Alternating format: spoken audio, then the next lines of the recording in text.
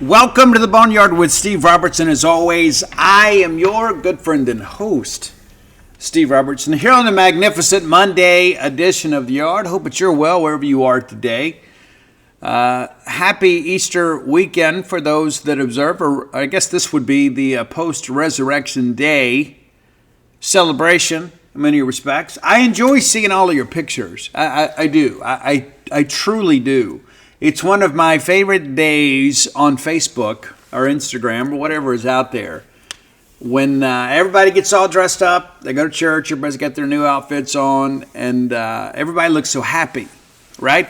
And the truth of the matter is, I got on social media in the first place, not for the reasons many of you did. I was probably a little bit later to the party than some of you. But I got on social media because it was just easier to share pictures of my kids with like my family and friends. You know, my kids were so involved. And so instead of having to send an email with all these big attachments, it was just easier to just set up a Facebook page and do that. The next thing you know, I'm reconnecting with high school friends and people I grew up with. And then you feel like you're kind of, I guess in some ways, kind of voyeurs of their life. And, you can share some support and things like that. But, it's fun. Easter pictures are great. I love them. I truly do. And I understand the reasoning behind all of it as well. And I'm very supportive of that. But for those of you that are on my social media feeds, I wanted to thank you for the wonderful pictures. And I tell you, I've got some new friends here as of late. And met I won't say the names because I don't like to break people's anonymity, but I met the wife, kind of a chance meeting, down in Biloxi at a baseball game, and went after the game's over. I go back to the Golden Nugget and trying to get ready to get up in my room. Do I want a DoorDash food? Is there anything open? There's a grill downstairs, and so I went there and waiting for my food, and there was kind of an awkward conversation. There was a lady there that was a little bit inebriated, and she was getting a little friendly. And anyway, this other lady came to sit down and kind of allowed me to exit that awkward conversation. Come to find out, her husband is a big fan and has most of my books. We ended up FaceTiming. And the reason he couldn't come down is because he was upstairs putting their son to bed and after the ball game. And so we've spent some time with them, and they were at Duty Noble yesterday and had a chance to take part in that great Easter egg hunt at Duty Noble Field. We didn't get to witness that. Once the game was over, we had to be rushed away to post-game. By the time we got back, all the festivities were over. But I'm so glad they did that. I got to see so many of those pictures again on Facebook of kids out there, part of an Easter egg hunt, Mississippi State style. Pretty cool stuff. And so I enjoy that stuff. I mean, it's like I get so fired up about life sometimes, right? And I hope that you do too. And that's one of the reasons that I wanted to open the show with that, because I wanted to share. I got a message Saturday from a listener, and I'm going to be careful here because I don't want to break anonymity, but I am sharing this kind of by permission in some respects. I'm not going to mention a name, and I'm not going to put all the details out there because it's not everybody's business. But, and this is difficult, man. It is, because I have been in these places. I have been there before. Many of you have as well. But I got a message from a gentleman that had a very difficult time the last year and a half or so. And he and his wife, their marriage didn't make it. And she moved on rather quickly, which he felt very suspicious of and very rejected by. It went into a very deep and dark depression.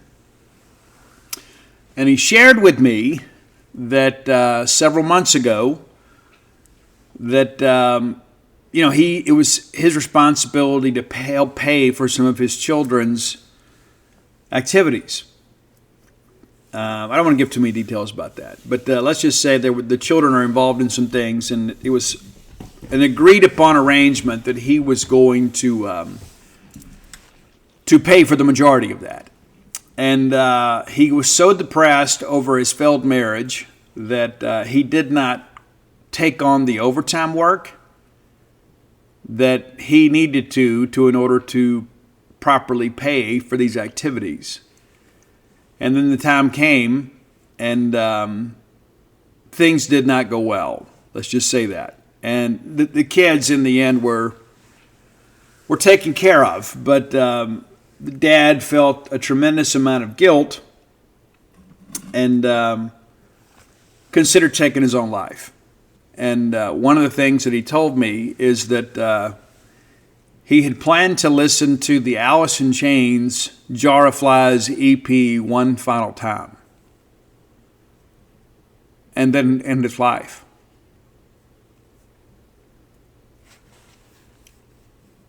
And that kind of sticks with me. It really does. But things are better now and are improving, shall we say.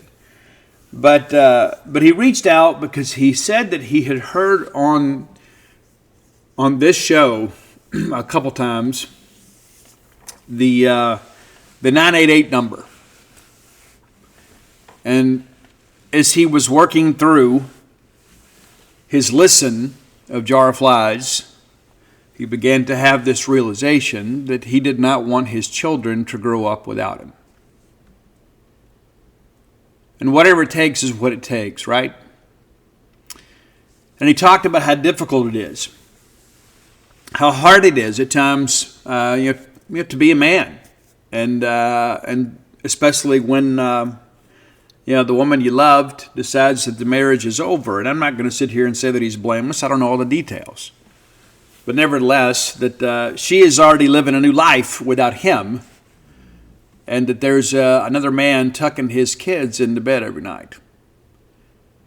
It's a very difficult thing to deal with. I cannot even begin to imagine. But anyway, he said, Steve, I called the number and talked it through. Eventually, decided to start going to see somebody and is in a much better place. But he wanted to thank me for sharing the number, which is very humbling. I'm just a guy, talking about sports. And I share that with you really kind of unabridged because we really are a family. And one of the things that I want to say to him and to anybody else that is out there struggling is that you are not alone. You're not alone in your grief. You're not alone in your pain. You're not alone in your suffering. And I can submit to you today from personal experience that I have had some very dark days at times too. And many of those times, I just kind of remind myself from whence I've come and all that I have to live for. It is easy to find things to feel sorry about. That is true. And I have found that if I wallow in those things, that they tend to linger.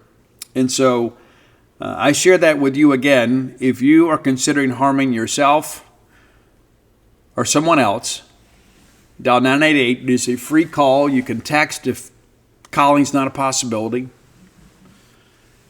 There's help available. But I don't know what it is to be a woman. I don't. And I was essentially raised by women much of my life. I have 4 sisters. I have 2 daughters.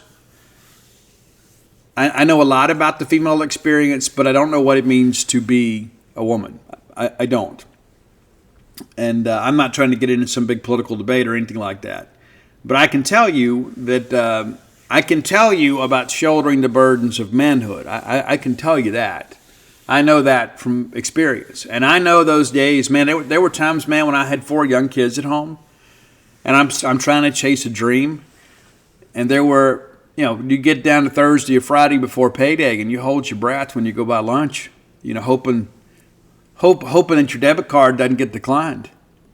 I've been in those spots, and I've been in those situations too, where it's you do what you have to do for the betterment of others that you love.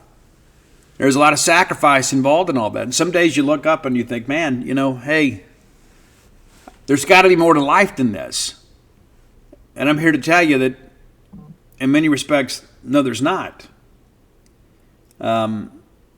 That's a phase in life where we have to put ourselves second as parents. And you know what that means? You don't get to go to Vegas to see the Motley Crue residency. That means you don't take that deep sea fishing trip with your friends as much as you'd like to. Sometimes you got to put on your big boy pants and be daddy. And sometimes that means daddy doesn't get dessert. That means sometimes daddy packs a lunch. Because daddy's got to do what's best for the family. And sometimes I can get selfish. I think, all I ever do is work, man. I do all this cool stuff for everybody else, and I deserve to treat myself, and there's some truth in that. But there has to be a bit of balance. And so I share that with you, to everyone that suffers. But specifically to this gentleman, brother, I want you to know that I love you. And I know that I speak for everybody else listening to this show, is that we would rather get your message regularly and help you talk through the tough times than to go to your funeral. I can assure you that.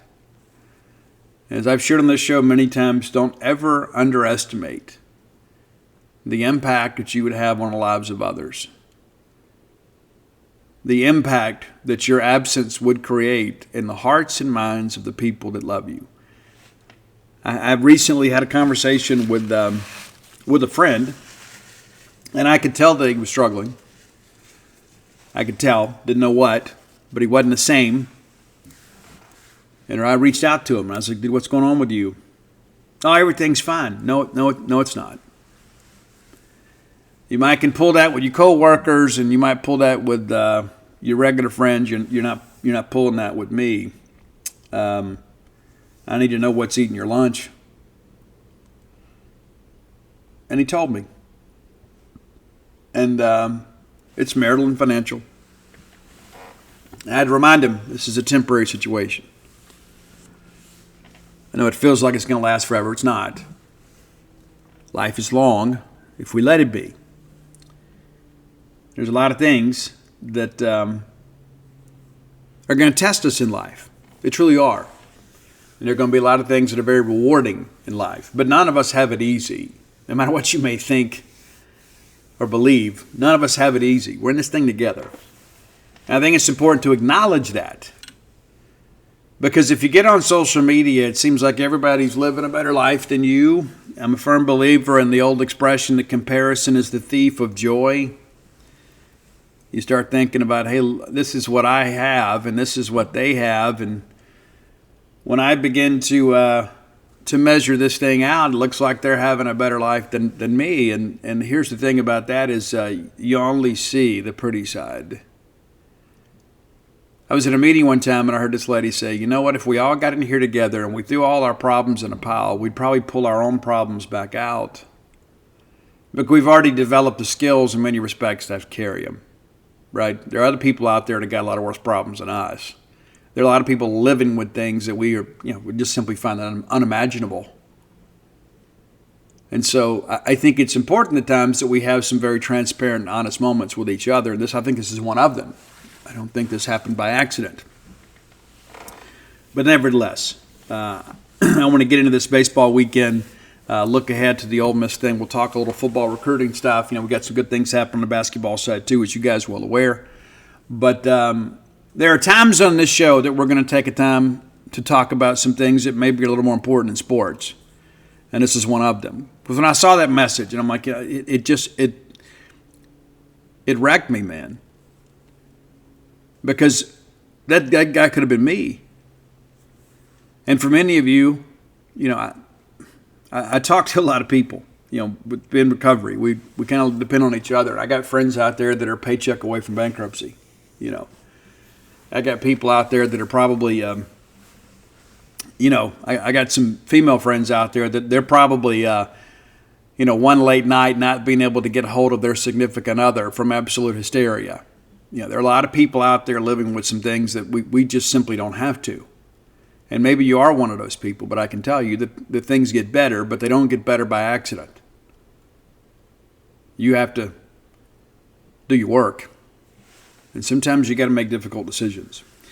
But the most difficult decision, a lot of times, is just to have the courage to change your life. And I encourage you to do so. All right, let's thank our friends at Bulldog Burger Company, longtime sponsors of the show. We love Bulldog Burger Company. We do. We know that we can go in there and put our feet under their table. They're going to take care of everything else. You just pick out what you want to eat, and you can't go wrong.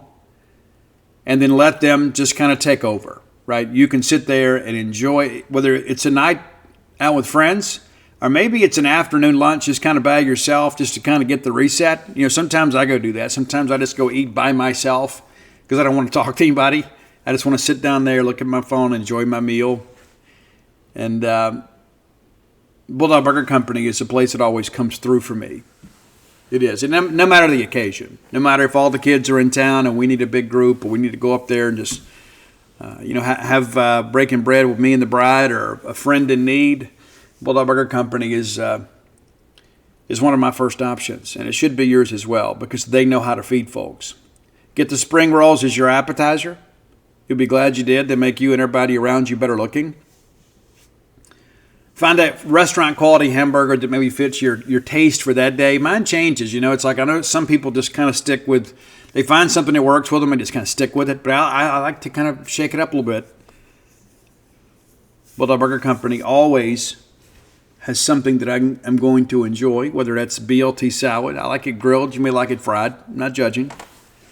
But I encourage you to let them take care of your nourishment needs the next time you're in town or on the way to town. 3 great locations to serve you: University Drive in Stark Vegas, Gloucester Street there in Tupelo, Lake Harbor Drive in the Ridge and Flowood area. Get that chocolate shake to go. You can ride that ride home with a smile. Bulldog Burger Company, the place where people go to meet. M-E-A-T. Okay. We didn't have the weekend that we wanted. And I would venture to say not the weekend that we needed. Now, that doesn't mean that all is lost. I know there are some people out there at times that kind of have the voices of hysteria. I remember last week everybody said, man, if we can just get one at Alabama, we're probably going to be okay. Not a lot of room to maneuver here, but if we get one in Alabama, we're good. We get 2 there, and then all of a sudden our expectations are kind of buoyed because we're thinking, we're going to get 2 from Florida. They're struggling. I mean, they swept Missouri, but it's Missouri, right? And so we thought, hey, we'll get 2 out of 3 from Florida, and then we can kind of get excited about baseball again. Well, we didn't. And so let's break that down real quickly here. I'm not going to spend a ton of time on this. I want to talk a lot more about Game 2. There's a few things I want to talk about with Game 1. And, we'll run through it here real quick. But kind of lost in the debacle on Friday is Pico. And I thought Pico was better on Friday than it's been the last 3 weeks. Last week against Alabama, I thought he really labored. This go around, I thought he was better. 5 innings, six hits, 2 runs, 11 strikeouts, and 2 walks. And he leaves with the lead. 98 pitches. And I want to briefly talk about that. I have seen some comments on Facebook. And I'm saying this because I love you and I'm being your friend here. Some of you are embarrassing yourself on Facebook. And the people around you either are co-conspirators in your demise or don't know how to tell you. We pulled Pico because he was at 100 pitches. He's not a robot. Why did we pull him? Well, because he was done. He was finished. And you know what? If we get a double play in his final inning to get off the field, maybe you put him out there for the 6th, at least give him 1 in the 6th and see how things go. But give the kid a break, man. Best start he's had in 3 weeks. Doesn't get a win. But no, not at 100 pitches. We're not bringing him back out. It's not a video game. It's crazy, man. I mean, it is. And we got some people out there scared to call it out. It's interesting to me. But, it was a really good start for Pico. In the first, he gives out a 2-out double after a couple of punch outs and gets, just an absolute gift from Heyman here. A little pop up there down the right field line. Nice play by Gatlin Sanders. And then Garrett Fry gets us going, man. He gets a solo home run. First pitch. And you think, man, and it was such a good crowd, too, at Duty Noble. You think, here we go. Here we go. Give the crowd a reason to get engaged, right? And that was what I was thinking, man. If we get a good start from Pico, we get a good start offensively, the crowd can maybe will us along here. But that's all we do there in the first. They tie it up in the second. Dene, who I thought was outstanding for Florida all weekend, gets a one-out solo home run to tie it. And then Pico gives up a two-out single, but pitches around that. So it's 1-1. You think, okay, all right, we're in a ball game. Well, then in the second, Bryce Chance, who I thought had a pretty good weekend, especially on Sunday. But Bryce gets an infield single.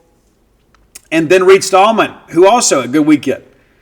Singles to the right side, chases Bryce to third, and then Joe Powell hits a ground ball here and gets in a run. And so it's a 2-1 game after 2. And so we get to the third, and Pico has to lead off walk, but then retires the next 3 hitters. And so you're kind of going along there. And then, Reese comes up, gets a single, and you think, okay, let's start, expanding here. No hits into the double play, and then Hines grounds out the second. So, again, it's a 2-1 ball game going to the fourth. And I just feel like, man, Pico's pitching well. Peterson's pitching pretty well, too. But we were getting some really solid contact against him. And I thought maybe it's a matter of time before we knock him out of this ball game.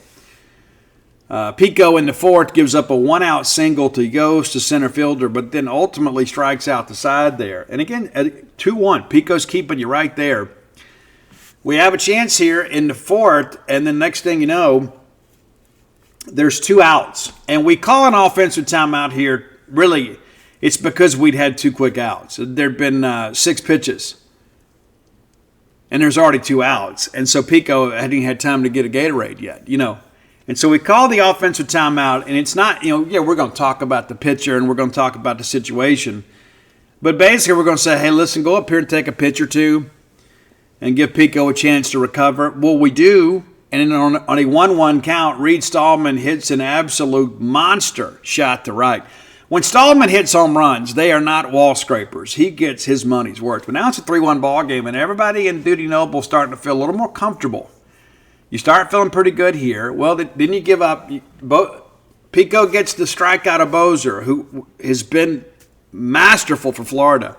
He did very little against Mississippi State. We're doing a good job in that respect, taking away everybody's best player. Against South Carolina, we took Ethan Petrie away, and in many respects, Nathan Hall. Last week, Justin LeBron had the one big fly on Friday night, but outside of that, not a whole lot. We kind of did that with Bobby Bozer, too. There's not much going on here. And he strikes out looking to open the inning. Then we give up back-to-back singles. And that's one of those things there, back-to-back singles. And again, you can kind of see him fading a little bit. And then we roll up what should have been what we felt like an inning-ending double play. Instead, we can't make the turn. And it ends up being a fielder's choice there. So, runners on the corners. And then there's the wild pitch, and a run scores. And so, again, that run doesn't score if we make a turn there. And Pico has to take another hitter, and he gets Sear out. But, again, almost 100 pitches. Pico's not going to be as sharp as he is earlier in the ballgame. But, again, it's a tough play. But if you turn 2 there, it's a 3-1 game going to the bottom of 5. Well, nothing going for State here in the 5th outside of a two-out walk, and then we can't do much with it. And then top of 6, this is when things get crazy here. And I'm not going to run all the way through this because you already know it. There's no point in us reliving it. We bring in Stone Simmons, and as great as he has been as a reliever, guys, he's given up 1 run in SEC play, and that was an unearned run at Oklahoma. The last earned run he had given up was that start against Oklahoma State in Houston. So we make the right decision, and we ultimately get ambushed. And Stone doesn't get a single guy out. And it's tough. It's tough. And, of course, there are a lot of people that are like, well, why didn't we have somebody else up? Why would you? We don't have 35 pitchers. Not to mention, Stone has been so good as of late. It'd be one thing if he goes out there and all of a sudden he's starting to fade, but they just absolutely ambushed him earlier. And so we do get somebody up, and you got to be careful with that aspect of it too, right? Because you start getting the guy hot and you don't use him, you could be in a situation where you kind of burn him too, even if he didn't throw a pitch. We bring in Hungate. By the time we do, it is a 6-3 ball game. 5 runs are home. And there was nothing cheap about any of those hits against Stone. Hungate gets a ground out to the pitcher, and then it's a home run from Heyman to make it a 9-3 ball game. And at that point, it kind of felt like things were over. I didn't think our body language was good after that either. We really did not respond well mentally. Stego's 1-2-3 there in the 6th, top of 7. Wilson doubles inside the bag at 3rd, and then that's it for Hungate. And there's no update on Chase Hungate's availability. I've inquired today and not been able to learn anything.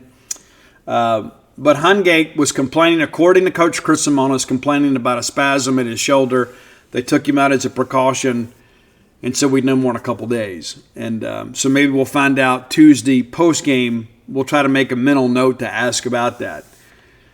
And then Kevin Monell comes in, and they end up getting a couple more runs there. But, it's 11-3. The game is basically over. We get a leadoff single from Stallman here in the bottom of 7, and then after that, nothing to build on from there.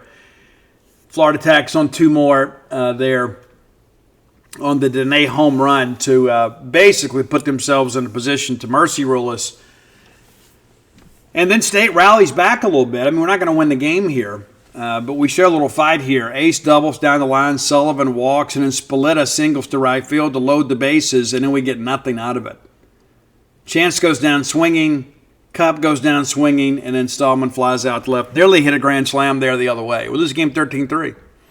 At the end of the day, everything here hinged on the bullpen. And Hungate wasn't 100%. We didn't get a good effort from the guys in the bullpen.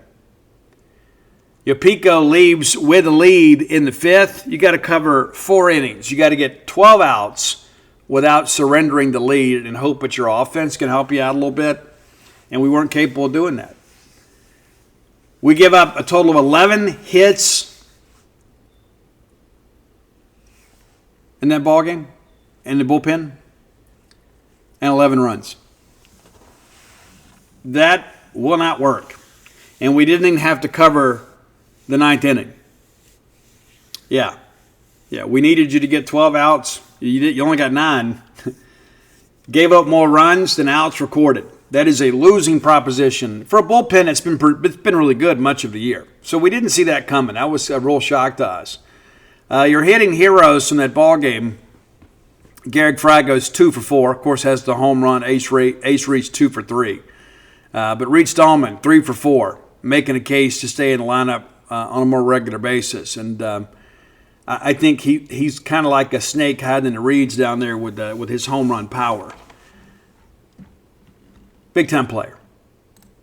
And in that respect, so is Garrick Fry. Now, the game that kind of sticks in my craw worse than Friday is Saturday. I don't know how you feel, but I feel like we got beat on Friday night. I thought we gave the game away on Saturday. Those are my feelings. There are other people that may feel differently. I'm not conducting a poll.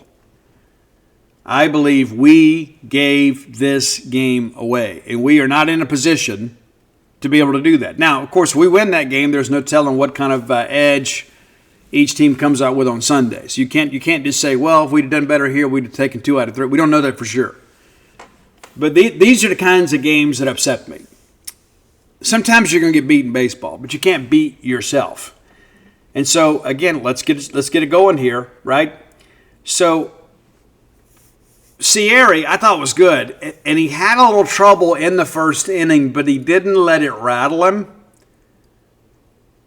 He gets a strikeout, give up a double, and the kid goes to third on a wild pitch, and then you walk Heyman. So it feels like things are going to fall apart here, and then Sear, 2-out base knock, drives in the run to give them an early 1-0 advantage.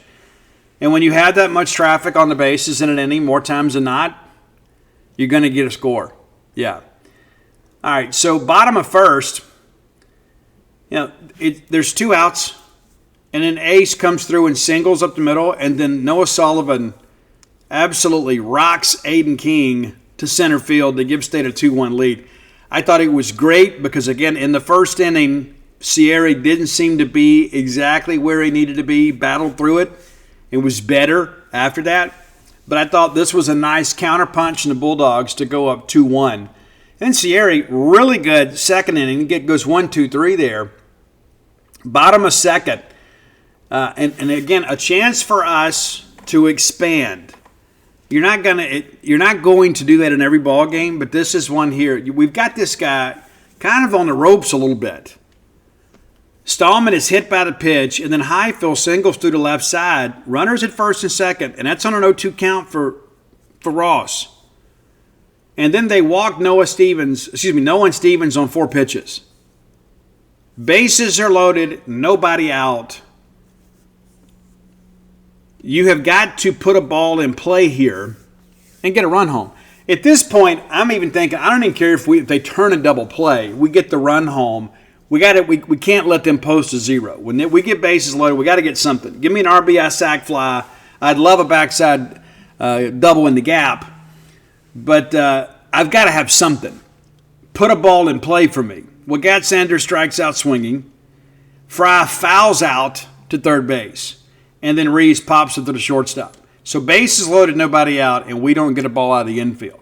That's losing baseball. And those are the things that come back to bite you.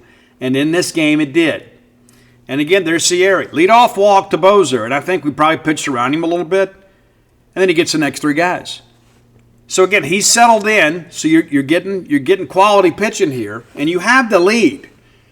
It's not enough, and I think sometimes mentally we get a little bit satisfied having a lead.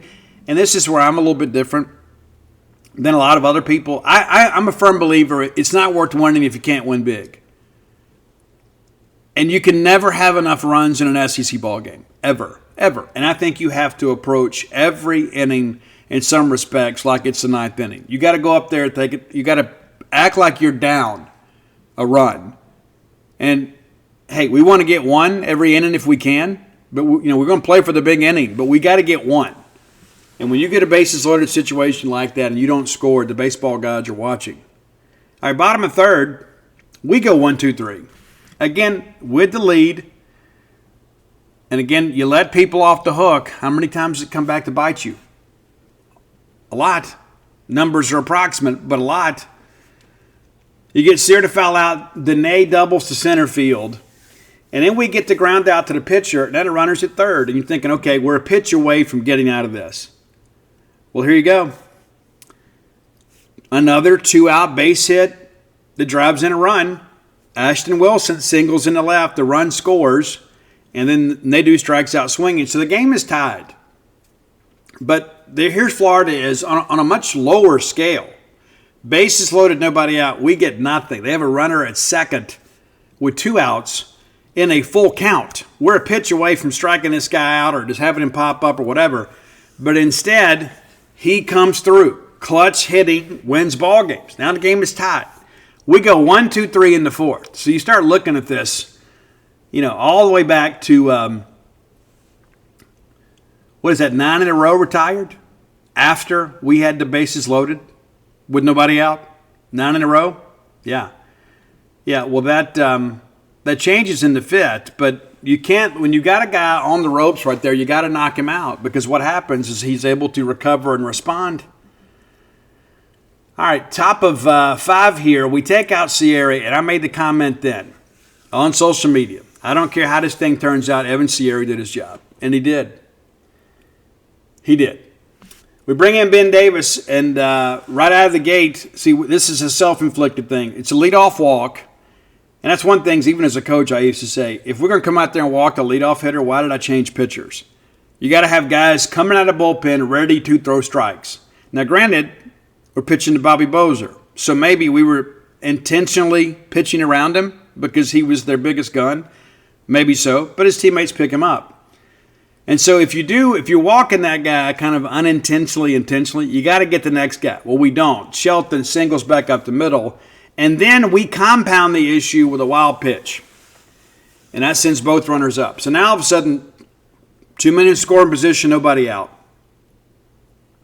We banged up here, got lost in a strikeout swing, and so you get the non-productive out there. And then Heyman grounds to third, run scores, and we get Sear to ground out. So we kind of mitigate the damage and hold them at just one run there. But now Florida has the lead. Now State rallies back here in the fifth, and at this point I thought, you know what, we're going to win this ball game. When this game was over, I said, you know what, we're going to be okay. We're going to be okay. Gatt opens it up with a single to center, and then Fry singles, and that chases Gatt to third. And then on the throw, it gets loose on the infield, and then Fry smartly takes second. Heads up base running there. Now we're in the same situation they were in. Runners at second, third, nobody out. And then Reeves, lengthy at bat here, ends up striking out swinging. Sawyer, I love you to death. I got to get a ball in play here. Well, then Ace comes through and picks up Sawyer.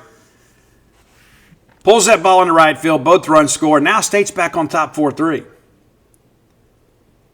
Sullivan then gets a single to the shortstop. They reviewed the play. I didn't think it was even close. They originally call him out at first base. And I said to them about it on Twitter, and then somebody even got salty about that. So here's my response to that, sir. Eat it and smile. It was a terrible call. I mean, if we got to start reviewing these things, if we've got to review a play where the runner is already on the bag and the ball is still in flight to first base, we don't even need umpires. I mean, if we got to review all that stuff that's that basic, it wasn't as bang as you think. And if you've ever coached baseball or played baseball or officiated baseball, you know those plays at first. You hear two sounds. You hear the foot hitting the bag and the ball hitting the glove. You can't watch them both. But when you're watching the bag and the first sound you hear is the foot hitting the bag and you still hadn't heard the ball hit the glove, he's safe. But if we got to start replaying that kind of stuff, then we're paying too much money for officials. We can just pull a couple dads out of the stands to do that. Stupid, man. Absolutely stupid. Nevertheless, they do get it right. The call is overturned, and it's a shame that State had to challenge this. But we did, and we retained the challenge. So it's an infield single. They pull Aiden King for Philpott, and he comes in, and again, we got a chance to really break this thing open. Hines goes down swinging, and then Stallman is walked, right? Base is loaded again, and then, you know what? They plunk Ross Highfield on an 0-2 count. And that'll give you heartburn, won't it? That forces him to run. And you think, okay, that's all we're going to get. But no. Nolan Stevens hits a little chopper back over the mound. Tough play. They can't make it. Run scores. Now it's a 6-3 ball game. Guys, Nolan's not even close to 100% either. That kid's out there gutting it out, doing the best he can for this team and this university and for all of you. He's not even close to 100%. I was surprised to see him back in the order. But here he is, hustling down the line as best he can for the M over S. Gatt then works it full again, and we think, maybe we got a chance here to, big hit here. You know what I'm saying? Then they have to start considering their pitching plans. Because if we go from a 3-run lead to a 5-run lead here in the middle part of the game, they have to kind of start thinking about, do we want to spend another arm in a game that's getting away from us? That's how tenuous this at-bat was. Gatt ends up flying out to left. Lengthy at-bat, he battled. But if you come in there with a base knock, it's probably a different conversation today. We go back out there, and Dene gets the infield single, and then again we get the fielder's choice. Can't turn 2, but a little bit later we do turn 2. So we faced a minimum there, and then we're right back on the sticks, and we go 1-2-3. Again, having to take the offensive time out there. Fry is out on 3 pitches, and then Sawyer's out on 2. So it's been a 5-pitch inning. We're going to call an offensive timeout just to kind of slow down the pace of play. And then Ace, again, takes a couple of pitches. 3 pitches exactly, or he takes 2 pitches. Takes 1 and then swings at 1. My mistake. But, yeah, you don't want to go up there and have a one pitch out and give a guy that's struggled a little bit anything to feel good about. But nevertheless, we get nothing out of it. Then in the seventh here, Florida starts creeping back into this thing, and then before you know it, we have surrendered the lead here. So we bring in Nate Dogg for Davis. And he starts out, he strikes the first guy out. And then what happens, it's a wild pitch, and he gets safely to first. So we get the strikeout, but it doesn't count in one of the 3 outs. We didn't complete the play. And in my heart, I kept thinking, you know what? Here we go. This is going to come back to get us. You need a clean inning. And then they get the my notes are a little bit off here. They get the bunt down, and kind of a crazy thing here, and ends up being a single for Bozer. I guess it wasn't a bunt. No, my notes are a mess here. But then there's runners at first and second, and then what do? We basically give them a bunt and allow both guys to move up. Pass ball here. Pass ball. Wild pitch, pass ball, nuclear weapon. I don't care what you want to call it, whatever label you want to put on it. It basically means 2 guys in scoring position with nobody out. And then we walk Shelton to load the bases. Nobody out. And again, you got a 3-run lead. You can never be comfortable. And give them credit for continuing to fight. And then Lawson doubles down the left field line and 2 runs score. And then we walk Heyman. Yep, load the bases right back up and nobody out. And then Sear doubles to left center on a ground roll double. 2 guys score it. They've taken the lead back 7-6 here. We bring in Dottie. And then he gets the native ground out, but the run scores, makes it 8-6. And then Yost flies out, and then there's a wild pitch, and Sear scores again. And it's like, again, it's just insanity to me. And then there's another walk. And so, again, you go back and look at all this. Like, in this inning, we strike a guy out and give him first base. And then we give him and the guy behind him the next one. And then you walk 3 more in the inning. Yeah. So basically 4 free passes in the inning, and then you give up a couple of base hits. But it's like, I go back to this wild pitch thing that drives me crazy. You know, we ended up picking Wilson off. But during that at-bat, we had the wild pitch. And it's like, it's already been bad enough, right? But let's get Wilson here. And it's a 1-2 count. But we wild pitch, and we give it back up, and so it's 9-6. And it drives me nuts. And you could just feel it. You could feel it. The way that inning started, that's just kind of how it felt. It felt like it was getting away from us. And lo and behold, they get 6 runs in the inning, take a 9-6 lead, and many of you thought, well, this thing is over. Well, the Bulldogs didn't. But again, it's one of those things where the little things matter. It's like that wild pitch or pass ball, whatever we're calling it, ends up being very significant in the end. And that, again, that's part of my contention about us giving this game away. Sullivan singles to right center. Hines goes down swinging. Then Reed Stallman hits an absolute missile to make it a 9-8 ball game. Now all of a sudden you think, you know what, hey, we got 2 more turns at bat. This one ain't even over yet. We're only down 1. They follow it up by plunking Highfield. Nolan Stevens strikes out swinging. And Sanders singles to left. And we send Ross. And a lot of people are like, hey, we shouldn't have sent him. Yeah, I think we should have. Okay, you got to make them make a play, right? Now, some would say Ross hesitated. And listen, with a left-hand hitter up there, I know people are like, don't make the third out at third. I get that. But you know he's going to get something to hit there, right? And if it is down with Ross's speed and the way that Bozer was playing the bag, I would have taken the bag. I would have had the runner in motion on full count. And I know that's unorthodox, and that's okay. And I'm not second-guessing the coaching staff. I'm not Monday morning quarterbacking that. But they had to make a perfect throw. They do. Give the left fielder some credit for coming up, taking that ball on the hop, and getting it in. But we're out. And again, that play is made more significant by the fact we had the wild pitch the inning before, a chance to get out of the inning. But it's a 9-8 game with 2 to play. It's going to be a 6-out fight.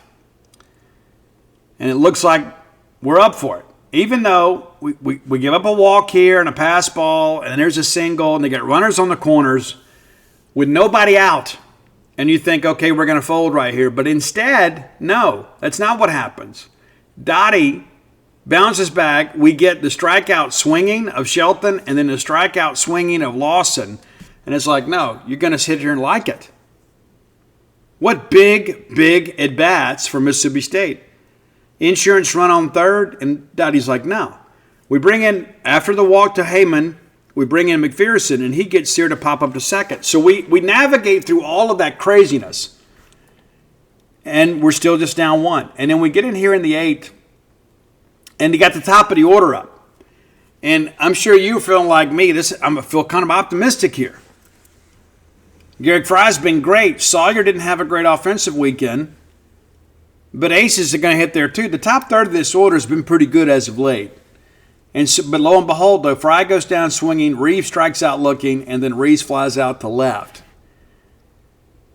And you start thinking, okay, we just got to kind of hold them where they are. We'll get one more shot at this. You have Sullivan come up, and Hines is coming up. We're one swing away from tying this thing up. But instead, we get a short fly out to center, and we drop it. We drop it.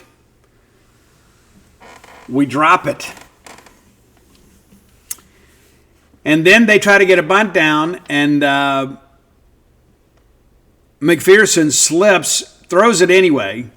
He was going to be safe, but the throw to first, discretion's better part of valor. Even though it didn't really come back to bite us, it could have, right? But nevertheless, the sacrifice was down. And I guess in some respects it did bite you because the runner came around at third. But, you make that first catch, things kind of cascade for you. You compound that mistake and you make 2 errors. And you know what? Both of those guys come around to score to make it an 11-8 ball game. It changes the complexion of the 9th inning completely. Because instead of going up there looking to play for 1, you're going up there playing for 3 and everybody's swinging for the fence. It's just the reality of life. And so, yes, I feel that we gave this game away. I do. And I give Florida credit for hanging in there and kind of keeping the fire burning, but I think we kind of burned ourselves in this thing. Hitting heroes for State, Noah Sullivan was 3 for 5 in the ball game. Got Sanders 2 for 4. And Evan Sierra, give him a lot of credit. 4 innings pitched, 4 hits, 2 runs, both earned, 6 Ks, 2 walks. Ben Davis, I didn't think had his best stuff, but was somewhat effective. He did kind of put himself in some bad situations, but allows 1 run on 2 hits. Nate Williams didn't get a runner out. He faced 6 hitters, gave up 3 hits and 6 runs, 2 walks. Nate Williams wasn't good. And so back-to-back days, you have normally reliable relievers that basically give up a 6 spot by their lonesome. Dottie comes in 1 2/3, allows the 1 hit. The wild pitch was tough. It was. But he walked 3 as well. Got a couple strikeouts. And McPherson, 1 1/3. Probably could pitch tomorrow if he needed to. But at this point, series is over.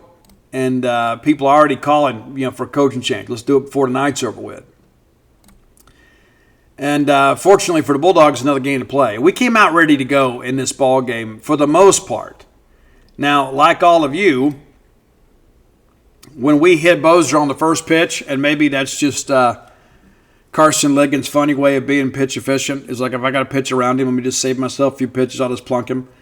But he hits the first guy and then gives up a shot to Shelton to make it 2-0. And everybody felt like I did. I know it. Here we go. Man, after this, Carson was really good. The home run really settled him down. And I know that sounds kind of silly, but sometimes that happens. But, man, what a terrible start.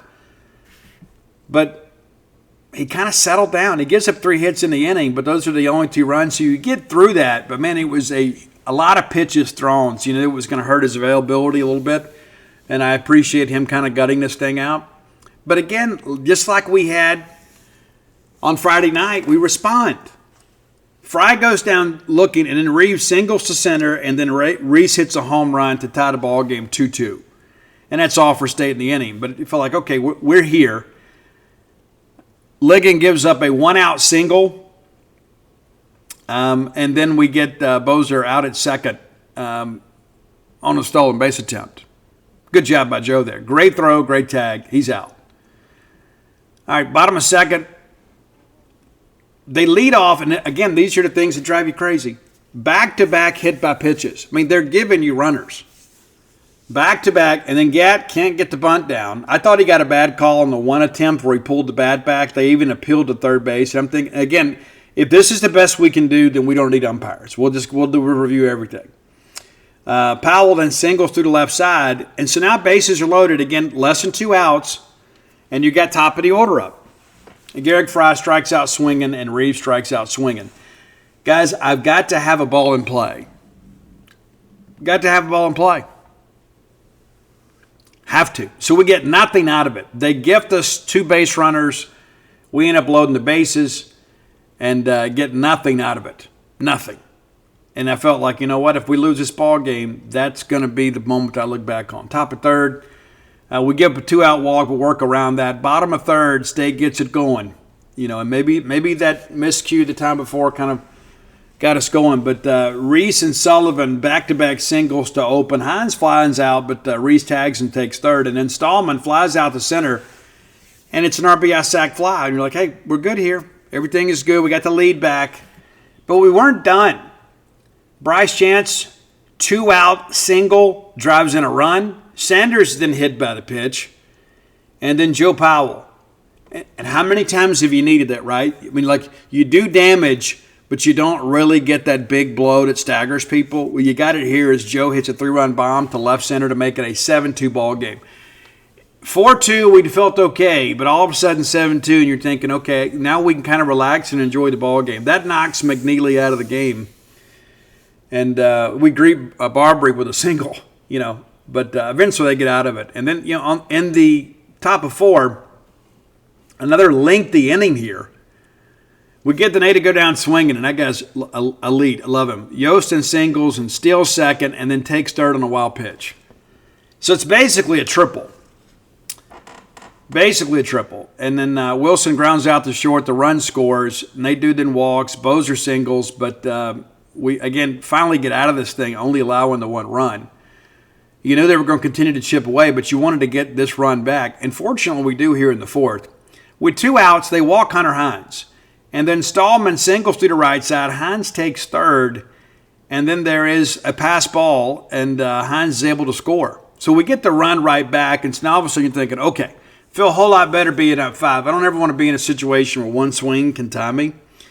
And then Lawson triples to center field.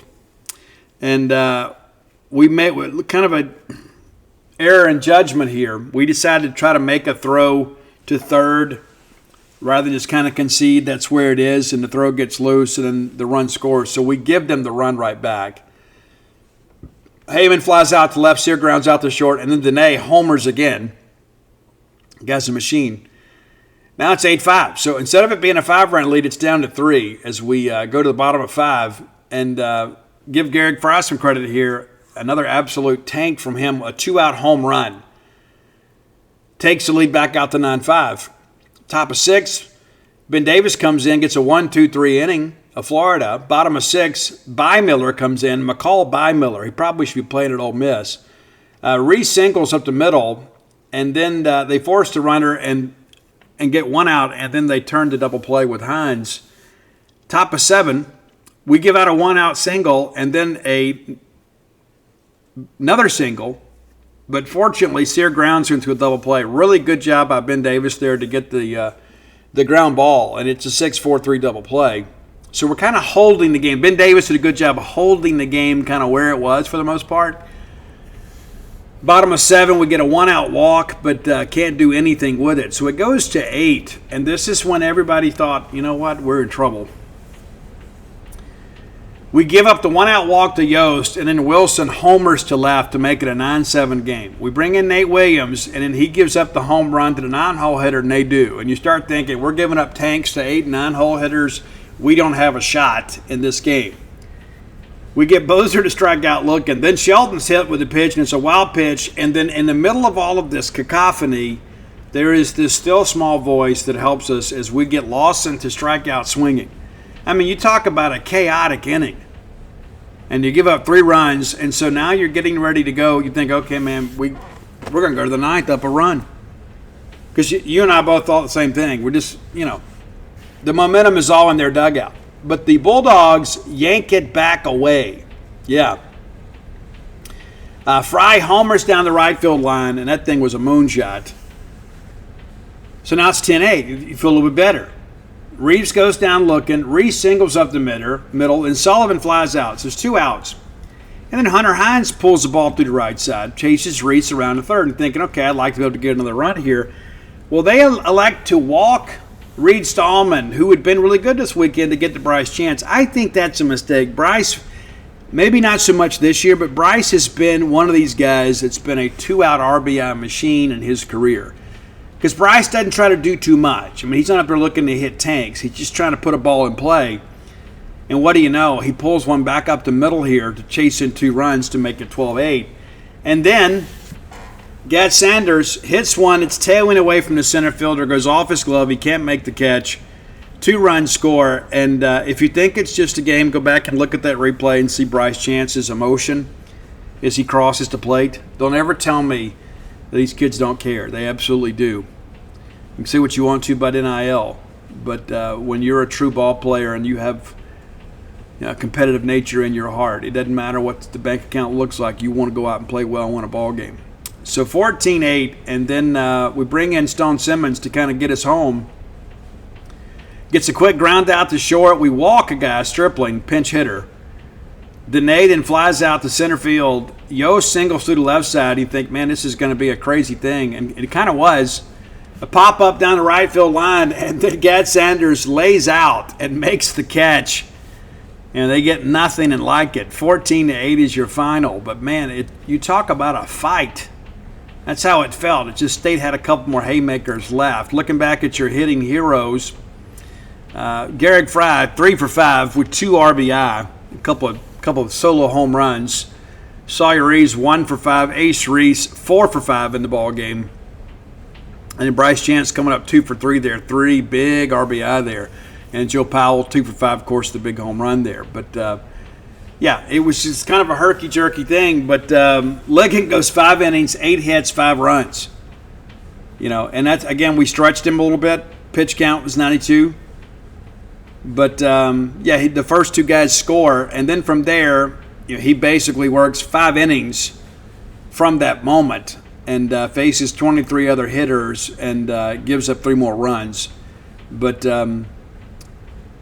it was a, I hate to call it a good start, but it was an adequate start, right? And if that's what we're going to get from him on Sundays, we're going to be in ball games. Ben Davis, again, didn't have his best stuff, went out there and competed. Kind of same thing for Nate Williams and Stone Simmons. Everybody just kind of like, hey, it's all hands on deck. We got to do what we got to do. I thought the leadership of this team earned you guys a victory on Sunday. Okay, time for our Close with Blair Player of the Weekend. Blair is our friend in the mortgage industry, 24 years of experience.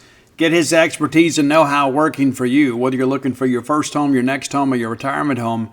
Blair is the name to know in this state, and he is licensed to operate in others. So whatever your mortgage needs may be, turn to Blair Chandler. 601-500-2344. Again, 601-500-2344. Visit him at closewithblair.com. There's a lot to know about buying a house. And rather than kind of go it alone or watch a YouTube video, get an expert working for you and get that pre-qualification letter That'll make everything so much easier and really get your real estate agent motivated to know exactly that you have financing in place and what you're approved for. That's closeatblair.com. Okay, a special request today. I'm not going to divulge the source, but it's one of our baseball parents that came up and mentioned to me they heard on the Boneyard, heard the pre-Easter show, and said they talked about a couple things. And they made a couple of contemporary Christian recommendations to me. Well, I know both of those artists. I know it's not really my thing. You look at me and say, well, Steve's probably a godless heathen. You'd be wrong. I am a heathen, but I'm not a godless one. But so we're doing Third Day today. We'll have to do it pretty quickly here. But this is my top 10 Third Day songs. Now, they're a Southern rock contemporary Christian group. If such a thing exists, they're out of Marietta, Georgia. They had big breaks in Atlanta, played all over the place. Man, they were self-financed in the beginning. They were, everything they did was kind of on their own. They eventually hit. They became Dove Award winners. And a lot of people love these songs, especially these contemporary Christian praise teams. So here again, my top 10 songs from the contemporary Christian group Third Day. Number 10, it's I Believe. Pretty self-explanatory. I think you'll dig that one. Number 9, This Is Who I Am. And I like all the imagery in this one. Like when you listen to this song, right, it talks about, I'm a son of a rebel and you're kind of a troublemaker and, a shepherd. It's a lot of descriptions about Jesus Christ himself here. As this song basically claims kinship. Number 8, Soul on Fire. I think you'll dig this one a little more up-tempo. Maybe you know it. But number 7 is one that kind of creeps up on you a little bit. It's not a cover of the Tesla song either. But it's love song, number 7. And really about one of the greatest love songs of all time in that respect. And I love the ballady opening to this on the acoustic guitar. A lot of acoustic guitars in the Third Day experience. But I love this one. It's very sweet. And it's very poignant in that respect. And you can tell there's just a genuine nature to this. Number 6, I've Always Loved You. And even those of you that think that you are beyond love or being loved, you're wrong. We all live under the reign of one king. And he loves you whether you love him or not. Number 5, Thief. It's basically talking about all the mistakes we've made in our life. I'm the thief, I'm the liar, I'm this, I'm that. I've done everything under the sun, as I have too. And that's really what it's about. Of course, there was forgiveness for the thief on the cross. And I saw an interesting thing about that on the socials yesterday at Easter. A lot of people dig that stuff up. And they were talking about when the thief on the cross got to heaven. And it's like, wait, what are you doing here? Wait, what are you doing here? And so they go through all this stuff, and it's like, hey, before we give you entrance, can you give us this theology or this doctrine? And he goes, no, I can't. He goes, well, how'd you get here? And he goes, the guy on the middle cross told me I could come. That's about as sweet and perfect as it ever gets, right? Number 4, Nothing Compares. That's not the Sinead / Prince song, but it's just basically about the majesty of the experience of having a relationship with the Creator. Number 3, Born of God, another good one. I think a lot of people know that one. And number 2, Consuming Fire, a huge hit. They had a big video for this and won some awards for this thing too. But number 1, I think the song that probably most people know from Third Day, especially if you go to a church that has guitars, is God of Wonders. And to me, I think it is the quintessential Third Day song. So there you go, Baseball Dad. I promised you I would do it. I did it. Maybe an abbreviated top 10 list because we kind of got to get going. But appreciate you guys, all the suggestions. I get a lot of suggestions at Duty Noble. Like when I'm walking in or walking around or walking out or whatever, I have people to come up and say, hey, Steve, you done this one? Yeah, we've done that one. Appreciate the top 10 list. And, I thought really in honor of Easter, at least we could do. And again, one of our baseball parents, man, they get preferential treatment. I'm just going to kind of lay it out there for you. They do with me anyway. And so happy to do the list. I hope I did it justice.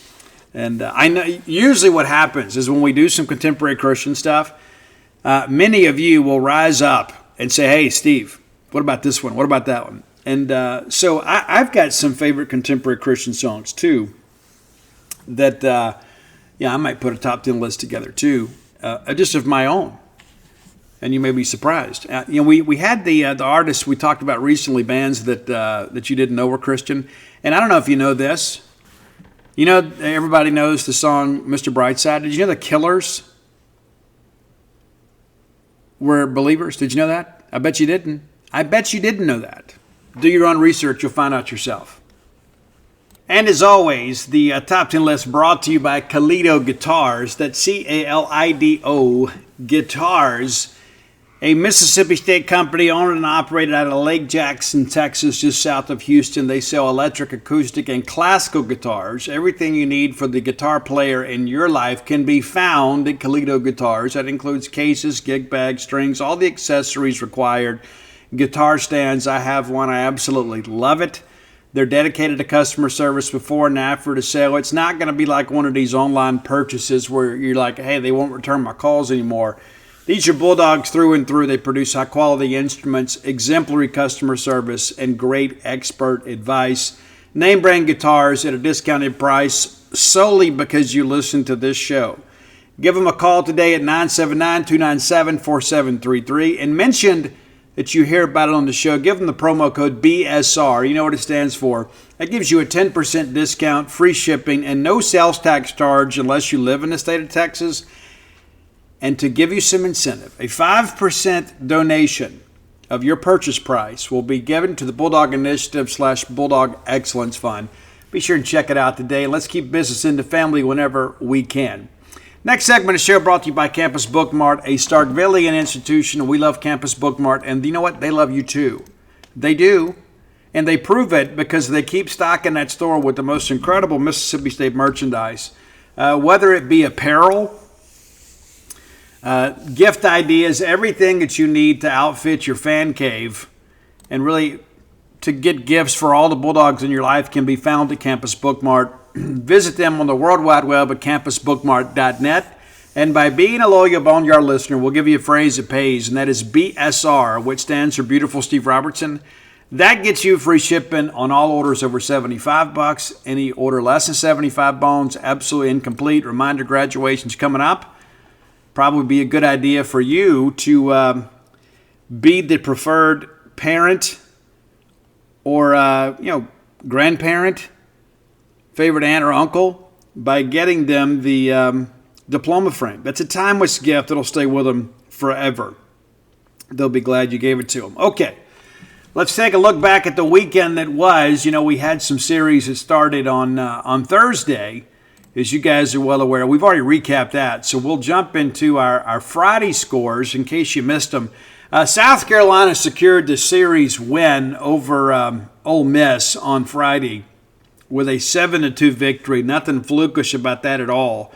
Rebels held to just 4 hits in the ballgame. He also made 3 errors, which kind of put him in a bad spot. Nathan Hall 2 for 3 with a home run in the ballgame. Jake McCoy gets the dub there, works 6 1/3 innings and ups his record to 4-3. Oklahoma secures the series win over Missouri with a 17-7 decision, a mercy rule thing. By the time we play Missouri, they may just pull 9 kids out of the stands. 18 hits in the ballgame. Missouri, though, did get some hits off Kyson Witherspoon. He went just 6 innings and ups the record to 7-2, struck out 10, but also gave up 4 runs. Caden Pierre, the center fielder from Missouri, with a 3-for-4 night. Arkansas battles back to even the series against Texas A&M, 11-5 there in Fayetteville. And Arkansas, again, a good team, but Texas A&M showing that they're red hot. Jace Laviolette with a home run in the ballgame and a 2-for-5 night. Oklahoma finishes up taking care of Missouri 12-1 to in Game 3 there. Malachi Witherspoon, the twin brother of Kyson, with the dub there in a 12-1 deal. Missouri just 3 hits in the ballgame. They fall to 0-18 in the Southeastern Conference. I haven't done the research. I don't know if there has been a winless team in SEC play in the modern era. Perhaps that is something we can continue to monitor over the course of the next few weeks. But Oklahoma wins at 12-1. Tennessee and Kentucky, 8-2 ballgame. Tennessee takes Game 1 of that series and gets off to a pretty good start. They're down 2-0 and rally right back and take a 3-2 lead. Next thing you know, man, it is a 7-2 ball game. and ultimately put that thing away there in the 8th. Vanderbilt gets Georgia 13-7. And again, I thought the Vanderbilt pitching staff would be a problem for Georgia a little bit. Georgia didn't hit the ball nearly as well against Georgia in Nashville. And you read into that what you want. I don't know. Texas and Auburn, I was so excited about that game on Thursday, but Friday, Texas takes it 8-3. Of course, the Bulldogs will play Auburn this weekend. 11 hits for the Longhorns. Ike Irish with a 3-for-4 night in a losing effort. Hit a couple of home runs to make this thing interesting. Drove in all 3 of Auburn's runs. Luke Harrison with the win there for the Longhorns. LSU and Alabama back and forth, but it's LSU taking it 4-3 to capture that series. Bryce Fowler, the right fielder from Alabama, 2-for-4. Anthony Ianson kind of quietly putting together a big year and a really good staff. You know, they got embarrassed at Auburn, but Chris Stanfield, the former Auburn Tiger, goes 4-for-4 in the game against Alabama. I guess perhaps the rivalry brings out the best of him. Texas A&M, 9-2 winners over Arkansas to take the series in Fayetteville. Something we should have done last year, as you guys are well aware. Jace Laviolette with 2 home runs. Really big weekend for him against the Razorbacks. And they just kept tacking on. They get the lead there. Then it's 3 in the 7th and 3 in the 9th to put it away 9-2. A&M pitching scattered 9 Arkansas hits in the ballgame. And again, limited them to just 2 runs. And we'll get into our Saturday games here. And again, with so many games starting on Thursday, it's kind of difficult to keep up. But Texas completes the sweep of Auburn, 14-2, a mercy ruling of the Tigers, who were riding high and ranked in the top 10. But 5 runs in the first and 5 there in the 7th kind of bookended the deal. Ike Irish with a home run. He's starting to get going a little bit for Auburn. And he is a big-time player. Doesn't get enough press, but a guy that we're going to have to contend with. Ole Miss gets a mercy ruling of South Carolina on Sunday, and a lot of it involved a 7-run first. The series had already been won by the Gamecocks, so perhaps, the Rebels were a little bit fired up, a little bit embarrassed, and then in return, South Carolina maybe a little bit satisfied. But give the Rebels credit, again, 12-2 in just 7 innings in the ballgame. Mitchell Sanford, 3-for-4 for the Rebels with 2 home runs, 2 solo shots in that ball game.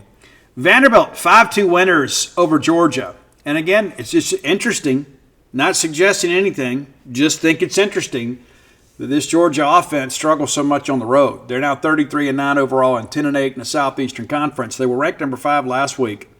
Yeah, not so much this week. Slade Alford, former Diamond Dog, goes 2-for-4 in that ball game in a losing effort. But it's Riley Nelson, the first baseman from Vanderbilt, with the big game of 3-for-4 with a solo home run of his own. And then Connor Fennell gets the win for the Commodores. Alabama 7-4. What's happened with LSU? They've kind of come back to earth. I mean, yeah, they win this series, but Zane Adams, of course, the typical Friday guy, winning Game 3. And not very good against us, not very good against Auburn, but good against LSU. He goes 5 innings, allows just 1 run, 3 strikeouts in the game. Daniel Dickinson, a guy that had a good weekend against State, 2-for-5 for LSU. Kentucky, 4-1 winners over Tennessee. Limited to Volunteers to just 3 hits. Nick McKay goes 7 2/3 of an inning. Really nice pitching performance on the road in Knoxville. And we get into our Sunday scores here. And then I won't force you to keep up with it, but I'll run it back for you. But Kentucky, 8-2 winners to take the series over Tennessee. And again, limited Tennessee in their own ballpark to the 6 hits. So Ben Cleaver, a really nice pitching performance. Kentucky got some really good starting pitching this weekend against Tennessee, against an offense that has been downright gaudy at times, but they were pretty quiet this weekend. So Kentucky 8-2 winners, 11 hits against Tennessee pitching. Carson Hansen with a couple of hits for the Wildcats. Hunter Inslee, the star center fielder for the Volunteers, goes 2-for-4 with a home run. So, Steve, that's a lot of scores. What does it all mean? Well, I'm more than happy to tell you. More than happy. So South Carolina takes 2 out of 3 from Ole Miss. And then Vanderbilt sweeps Georgia in Nashville. Big series for the Commodores. Texas sweeps Auburn. Oklahoma goes to Missouri and sweeps, as everybody has. A&M goes to Fayetteville and takes 2 of 3. Alabama goes to LSU but drops the series 2-1. Kentucky wins on the road 2-1 against the Volunteers. And then Florida 2-1 over Mississippi State. So not a lot of shakeup around us, I guess you could say. But when you look at the top 25, again, I don't know. Outside of Texas, I don't even know who's really good. You know what I'm saying? Like people say, I don't know if there's really a dominant team. Well, you're forgetting Texas. Texas, people just kind of forget about it, right? Because they're playing so exceptionally well right now. But pretty outstanding effort in that respect. And again, I didn't think they would be quite that good. Give Schlossnagle a lot of credit. So Texas remains your number 1 team in the country after a 4-0 week last week. Arkansas drops from 2 to 5 after a 2-2 week. Tennessee drops from 4 to 6. That's probably, I don't know, not enough. LSU goes up from 9 to 7. Vanderbilt up from 19 to 9. And I think a lot of that's because we kind of overvalued Georgia a little bit. Georgia drops to 10 after a 1-3 week. Just 5 spots. I don't think that's enough. Auburn gets swept. They only dropped from 8 to 11. 1-3 week last week. Oklahoma ranked 14th after a 4-0 week. Sooners kind of getting it going, and Skip Johnson would kind of get that pitching figured out. I just don't know if they've got enough depth to really make a run, but we'll see. Alabama drops from 15 to 18. That's 3 consecutive series loss for Alabama, but yet they remain in the top 20. I don't know if I agree with that. And they got the hot start, but, man, it's been tough. Troy still hanging in there at number 22. Southern Miss at 22. And then Ole Miss ranked 23rd. They dropped from 11 to 23 after a 1-3 week. And, again, a lot of people kind of predicted that would be the case once Ole Miss got a little bit deeper into their schedule. And that's our next opponent. So we'll take a quick look at the Tuesday preview, and then we'll talk a little bit about Ole Miss and get ready to kind of wrap things up and get out of here. But on Tuesday, Sam Houston State will be at Texas A&M. That should be a win. The Bearcats just 8-32 on the year. Lipscomb, success against Vandy last week. They'll take on Tennessee. North Florida will be at South Carolina. Louisville and Kentucky, that'll be the rivalry matchup there in Lexington. Alabama will make the trip to Samford.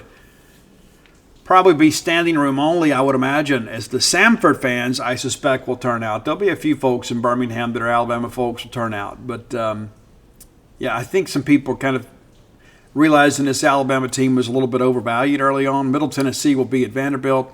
Texas State, 33-5. Texas State, 16-2. Of course, they went into College Station and won earlier this year. That's wrong. That's wrong. The SEC website gets this wrong so much. Texas State is 19-20. They're giving Texas State. So whoever's doing data entry at the league office, you've got to get this stuff fixed. Of course, State and Ole Miss in Pearl tomorrow night. First pitch will be 6 p.m. And Little Rock, fresh off of the big win over Ole Miss last week, will head to Fayetteville. Missouri will go to Missouri State. Last week, Missouri, we thought that game would be interesting. It was. Missouri finds a way to win it late. Earl Roberts will be at Oklahoma. Not Earl the person, Earl the university. Northwestern State. The Demons will roll into Baton Rouge and play LSU. Georgia Tech will beat Auburn. And that's not a bad, home-and-home series. I mean, it's not that far for either team. And both of those teams are traditionally going to be pretty good RPI clubs, generally.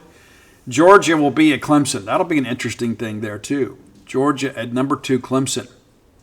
Could be interesting. And real quickly, I guess we don't have to do that. We'll do it on Wednesday. Let's take a quick look at Ole Miss, and we'll do a more in-depth look at them before the weekend series. I don't know if you guys have kind of kept up with Ole Miss baseball or not, but, it's one of those things I can't even enjoy their struggles when we're struggling too. Right, we've kind of prevented ourselves from being able to kind of enjoy that. That's a byproduct. Like when we're doing well and they're not, it's a lot of fun. But Rebels 28-12 overall, 10-8 in the Southeastern Conference. And they've won a game now that snapped a 4-game losing streak.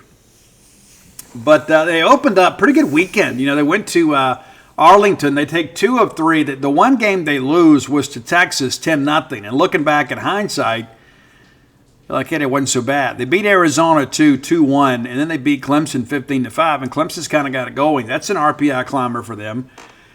Took them 10 innings to beat Arkansas State. They mowed through Eastern Kentucky on a weekend series there that really wasn't competitive. They get Southern Miss in a midweek game.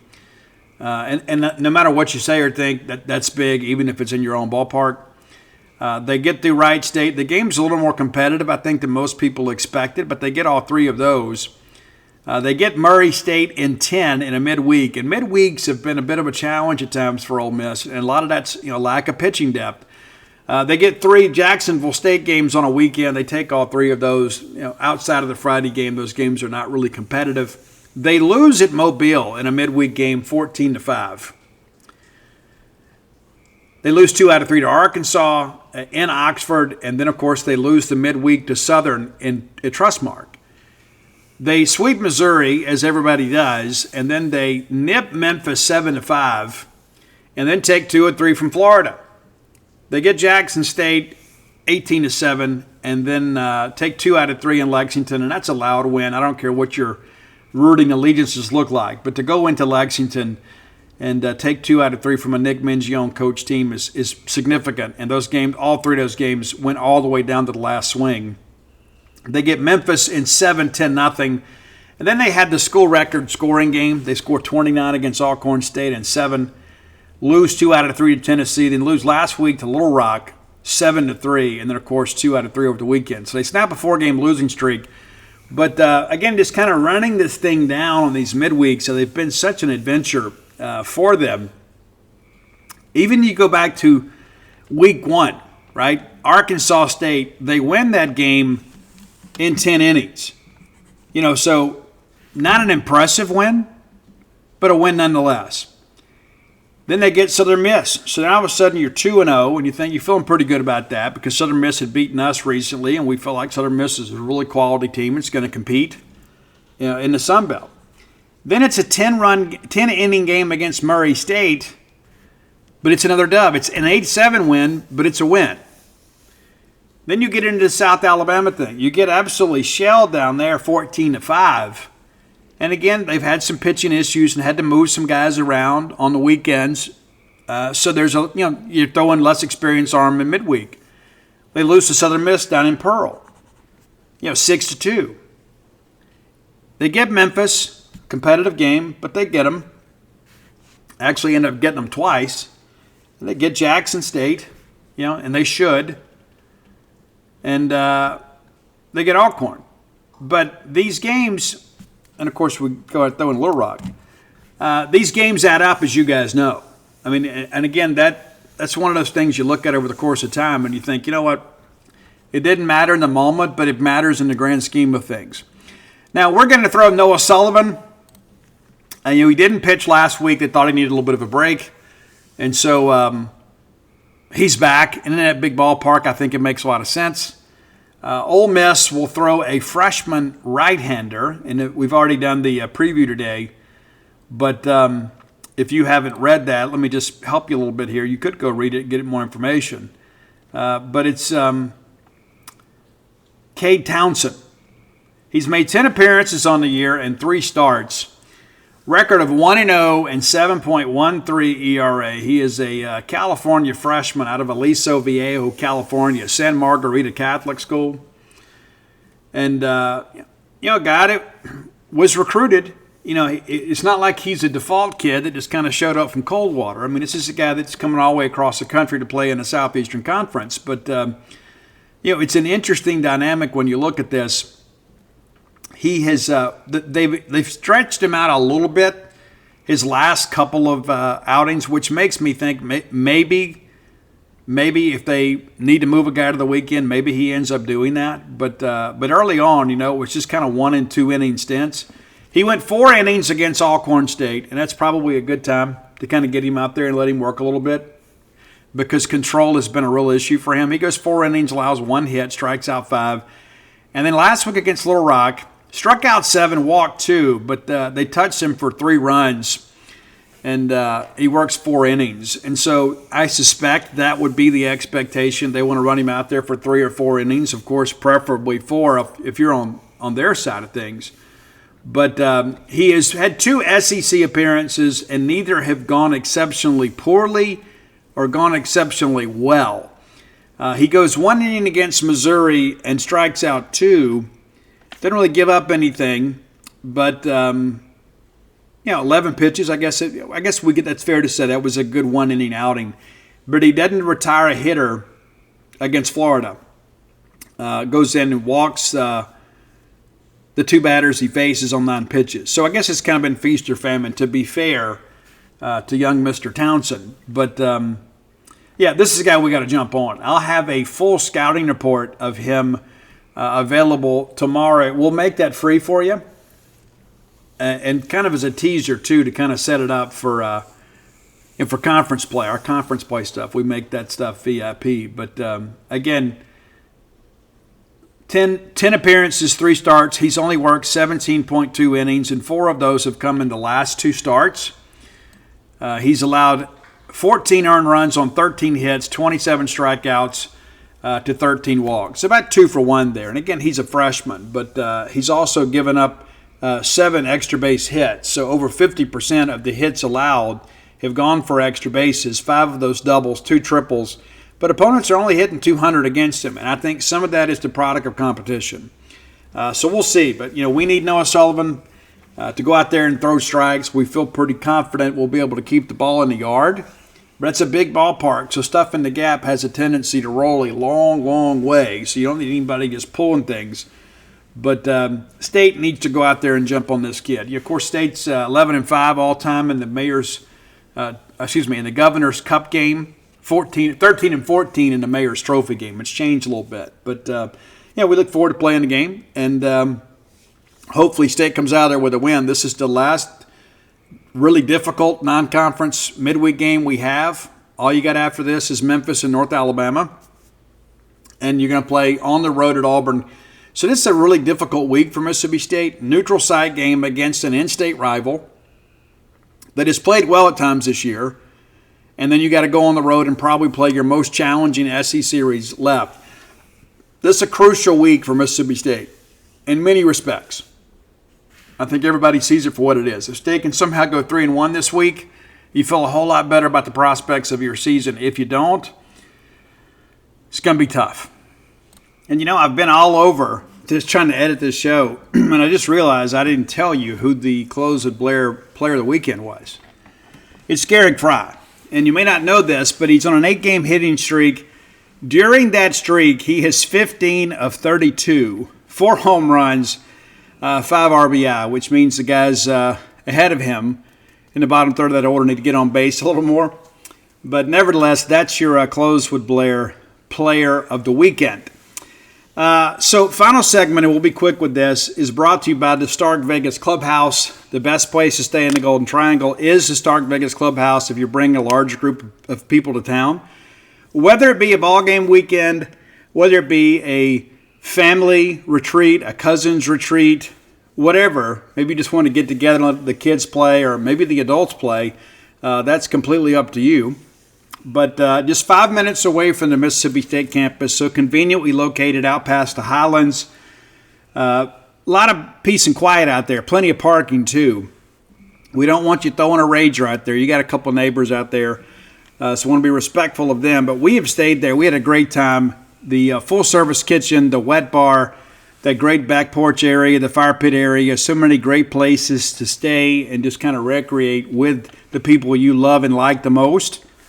When you Google the Stark Vegas Clubhouse, their Facebook page will come up for you and you can peruse the pictures of all the amenities available to you and your guests. In addition to that, there'll be some booking options, Airbnb, VRBO.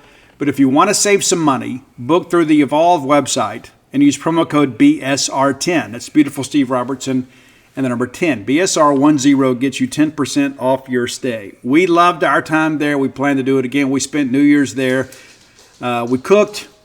We hung around the fire pit area. We watched a lot of football, and we spoiled our kids, and just had a great time, you owe it to yourself to plan a trip to the Stark Vegas Clubhouse. All right, Malik Ellis in the portal today, and I think that brings us up to 6. Let me double check that. I got the news right here in front of me on genespage.com. We've got that pin, the state spring portal football transfer tracker, just so you can kind of see who's coming and going. We do expect a commitment later this week, and we do also expect some more outgoing traffic this week. Exit meetings will take place and things of that nature, and so that's important to understand. There's some guys that played in the spring game that wanted to get some spring game tape and just to have something to show. Some of those guys didn't spend a lot of time on the field last year. So Malik Ellis is the newest one, and Malik is interesting. He was a big commitment for Mississippi State when he chose State, jumped in early, kind of after seeing what Charles Cross did at Mississippi State. His career has not followed that same path, and I think part of that, too, is, in his quest to get on the field, he dropped some weight and agreed to be the kind of attached tight end in the Kevin Barbay offense, and made some big blocks for us, but then moved back to offensive line, and it just hadn't worked out for him. And with State looking to bring some more offensive linemen in, some offensive linemen are going to have to leave. And so, you've had, Jesse Rommel is one of those, and, it's just kind of part of the deal, but, kind of is what it is. But, yeah, we don't expect it to be real brisk, but we do expect there to be some more traffic kind of heading out. And, State has had, I think, 5 official visitors. We've spoke to 3 of those 4, and we hope to get, our other ones before it's all said and done. It's kind of crazy how that all works. But, Max Reese was one of those guys that was in, tight end from Eastern Michigan. I don't think State's pushing him for a commitment just yet. We do expect it to basically be 1 to 2 tight ends, and that room's got to get better. We'd like to have a pass-catching tight end and a blocking tight end. But then also, too, we got to get, probably 3 offensive linemen, at least 2 tackles, and then a best available, and we'll see how things go. But when it's all said and done, you'll have more guys leave than come in because you still have 9 signees from the traditional signing class that are set to enroll at Mississippi State at the end of May. And they'll be here, of course, for June. So it won't be an even swap in that respect just because of the fact that you've got still got scholarship limitations in place. But, Malik Ellis now the latest scholarship Bulldog to enter the portal.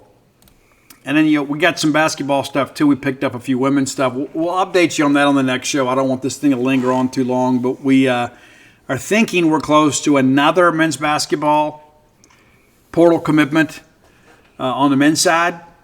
And that's the chatter anyway. There's always a lot of that stuff that goes on out there, a lot of rumors this time of year. But I can assure you that your coaching staff is working exceptionally hard to put a quality product on the floor. And this time of year, this is what happens, right? You have so many things that are going on. As soon as the season ends, the portal opens, and so you have your exit meetings. Guys inform you that they're leaving. There's some other guys that you encourage to leave, and then you got to go to work and go find some players. And the portal's not going away. I mean, I read these Facebook comments, and people are like, they need to just close the portal. The portal, in and of itself, is a very good thing. I think that was probably good legislation, but we've allowed things to get a little bit convoluted, and of course the courts get involved and things of that nature, and things haven't gone well in that respect. Every time it seems that these transfer and NIL issues make it to the court system, it's not a good thing for college athletics. But I can assure you Mississippi State will endure, and there will be at some point kind of a leveling of things. I truly believe that's the case. But until that happens, I know I can say unequivocally that everybody involved with Mississippi State, from Zach Selman and everybody in the athletic department down to the coaching staff, are all working hard to ensure that we're getting quality players, to ensure that we get wins more so than losses. Well, that's going to do it for today. Come Float with us at True Rest Float Spa of Starkville. That's 662-268-7601. You can dial the number and speak directly to my wife, Dana. So many of you have met her. You're like, Steve, she's great. And she is. And I'm very privileged to be married to her. I did marry up in that respect. I joke with her all the time. You know, I kind of got her scratch and dent, and everybody sees the polished version of her. But it was really kind of a mutual undertaking in that respect. I probably had a few more dents in me than she did. But all of that understood.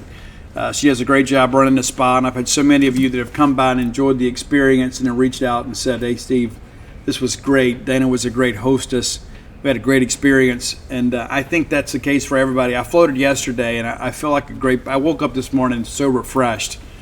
And it'd been a few weeks since I've been able to get in there. The baseball schedule at times is not very conducive to my floating, but I'm trying to get back in there once a week. And Sundays and Mondays are kind of good days for me to do it. And so I got in there yesterday and just chilled. You know, I just chilled. And one of the things that I would share, it's sensory deprivation. Even I usually have music playing, but I had music playing about halfway through my float and then didn't the second half. And I was so at peace with the world. And there's so many times in life we're so busy and there's so many demands on us and so many people pulling on us. And it seems like social media never ends, and a lot of us are addicted to that. But to get in there and be away from the phone and be away from the hustle and bustle of life was very beneficial to me.